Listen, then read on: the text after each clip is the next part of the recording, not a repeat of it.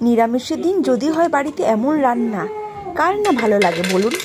তাই বাড়িতে বানিয়ে ফেলুন ঠিক এমনভাবে ফ্রাইড রাইস।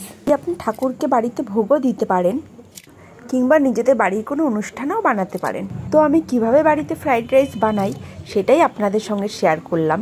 প্রথমে আমি একটি হাঁড়িতে জল বসিয়ে নিয়েছি। জলটি হালকা গরম হলে ধুয়ে রাখা বাসমতির চাল দিয়ে দিয়েছি এবং তার মধ্যে একে একে এলাচ, দারচিনি, লবঙ্গ সব দিয়ে দিয়েছি। আর একটু রিফাইন তেল দিয়ে দিয়েছি। এরপর লবণটা একটু অ্যাড করে দিয়েছি। লবণটা আমি দিতে ভুলে গিয়েছিলাম, তারপরে এখন দিলাম। আর এদিকেও আমি সবজিগুলো কেটে রেখেছি। সবজির মধ্যে আমি রেখেছি গাজর, ক্যাপসিকাম।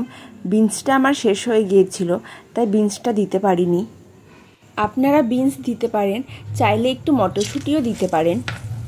এখন আমি কাজু কিশমিশগুলো ভেজে নিলাম, তারপর এক এক করে সব সবজিগুলোও ভেজে নেব।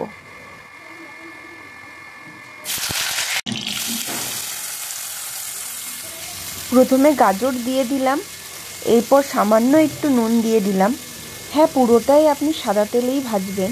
এরপর আমি কড়াইতে ক্যাপসিকামও দিয়ে দিলাম। গাজর আর ক্যাপসিকাম একসঙ্গেই ভেজে নেব। এরপর আরেকটু নুন দিয়ে দিলাম। দেখুন, গাজর আর ক্যাপসিকাম অর্ধেক ভাজা ভাজা হয়ে গেছে। এখনও আমি আরেকটু ভাজবো।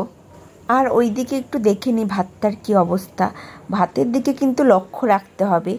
এই চালটা কিন্তু যদি বেশি ফুটে যায় তাহলে কিন্তু একদম ভালো লাগবে না। আমি ভাতটা নাড়িয়ে দেখে নিলাম, ভাতটা এখনও শক্ত রয়েছে, আরও কিছুক্ষণ একটু ফুটবে।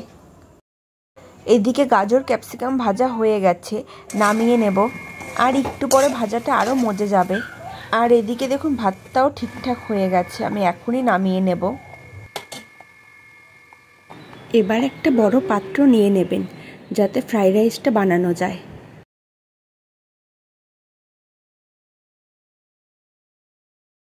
আমি একটি বড় পাত্র নিয়ে নিয়েছি, তার মধ্যে প্রথমে ঘি দিলাম। এরপর কাজু, কিশমিশ এবং ভেজে রাখা সব সবজিগুলো মানে গাজর, ক্যাপসিকাম দিয়ে দিলাম। এরপর চিনি দিয়ে দিলাম, আর অল্প পরিমাণে দিলাম, কারণ প্রত্যেক স্টেপে একটু একটু করে এগুলো দিতে হবে আবার। এরপর ভাত দিয়ে দিলাম। এরপর আবার একইভাবে আমি গাজর, ক্যাপসিকাম, কাজু, কিশমিশ, চিনি, ঘি সব কিছু দিয়ে দিলাম এবং ওপর থেকে আবার ভাতটা ছড়িয়ে দিলাম। আর দেখবেন চালটা যদি খুব ভালো হয় আর ঘিটাও যদি খুব ভালো হয় তাহলে রান্না এমনিতেই খুব ভালো হয়।